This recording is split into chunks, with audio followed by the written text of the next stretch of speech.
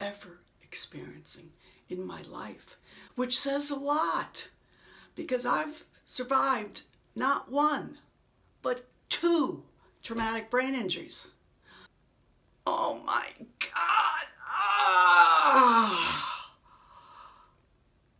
I yelled at the top of my lungs to my partner, Nanette! That sudden pain was followed by volcanic heat, so I tore off my clothes.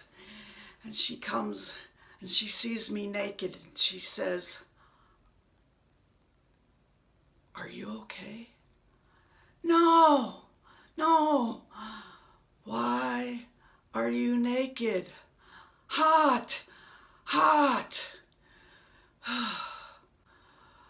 This volcanic amount of heat that surged through my body was followed by horrific nausea.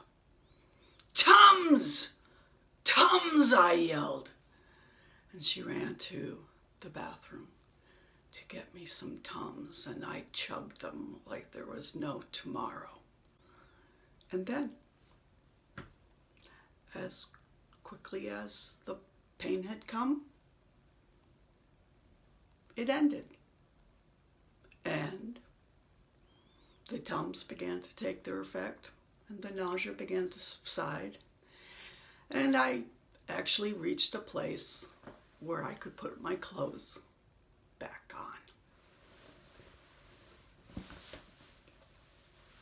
What does a normal person do when they have had such an experience? I said, "Series, what causes abdominal pain?" And she responded, "The following websites might be helpful." One website talked about 4 quadrants: the top right, the bottom right, the top left, the bottom left. The second website talked about 6 areas of pain: the top right, the top middle, the top left, the bottom right, the bottom middle, the bottom left. So, as a person with a brain injury, I should probably not trust my diagnostic reasoning,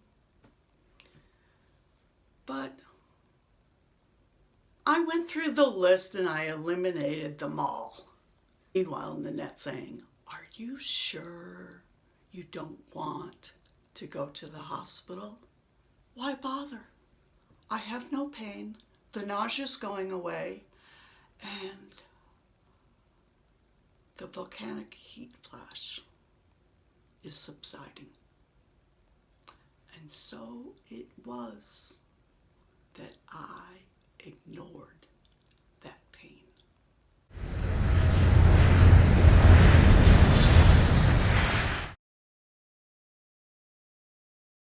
I don't keep very regular sleep hours, or if I do, they're upside down for most people. And I try not to interfere with Nanette's sleep hours. So I tried to sleep on the daybed in the office. It wasn't working. I turned this way. I turned that way. I went to the foot of the bed. I went to the head of the bed. I was flipping and flopping and twisting and turning. I could not contain myself. So what did I do? I relocated to the living room and things did not get better. I continued to flip, I continued to flop, I continued to squirm this way, I continued to squirm that way. But it was the middle of the night and I just thought, Nanette has to go work in the morning and I can't wake her up. So what did I do? I relocated.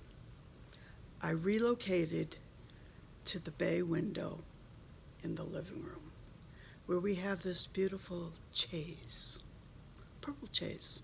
I wish I could faint. Not really. I wish I could sleep.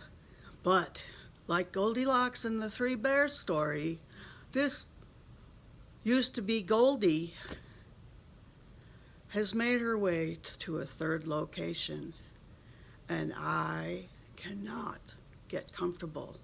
I continue to flip and to flop, to scream and to squirm, and turn and toss. I am dying of this unexplained pain. There is no calling series this time. Instead, I go into the bedroom. The sleigh bed. What? Honey, I say, and she says, sleepy, It's a nightmare. sleepy. I say, pain. I make my way down the hall where the dog has continued to follow me. And I get to the bedroom. And I say to my partner, honey, and she says, sleepy. I say, pain. She sits straight up in bed, and I say, hospital. And so it was that while she got dressed, I ran to the car in my doggy pajamas. And turning, I was pacing. I just couldn't sit still. I couldn't lay down. I couldn't just stand. I walked and paced, and so they took me right away. They put me in this room, and the nurse comes up to me, and I say, I have a traumatic brain injury. He says, we know. You have all my records. Is it my medication? No, it's not the medication. I've been told if I have sudden pain, it could be my liver. No, it's not your liver. And if I have dark stools, it could be my liver reacting to my medications. It's not your medication. Well, then the doctor comes in. And I, again, try to self-diagnose, and I say to the doctor, is it my medications? And he says, no. How do you know? I have a brain injury. I know. Your records are right here. It's not your liver. It's not your brain injury. I am out of control, completely out of control, in severe pain, and making no sense. So they put me on an IV. Drip, drip, drip, drip, drip, drip. The pain begins to subside. I begin to let them do their job of diagnosis. Oh,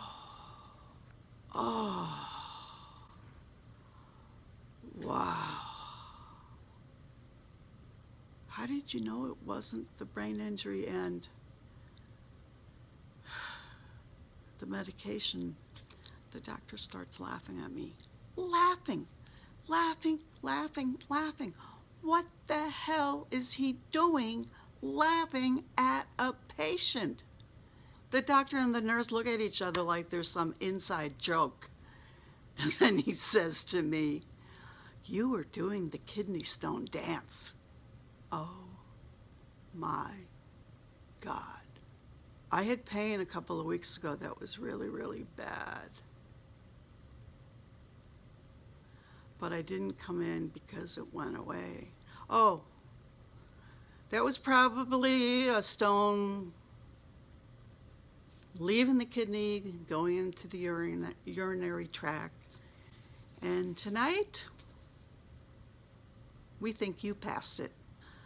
And unfortunately, this is not a once-in-a-lifetime opportunity.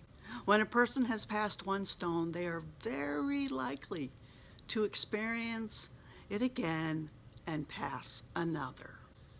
So they sent me down for some test, and yes, indeed, there was a stone inside me, and they said drink lots and lots and lots and lots and lots and lots of fluids. And the kidney stone finally passed without pain.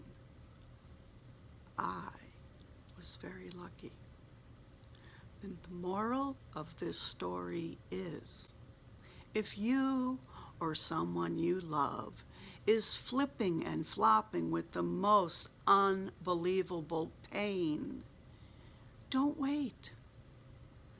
Go to the emergency room. If you or someone you love are doing the kidney stone dance, there are better ways to pass a stone than being in tremendous pain. Thank you.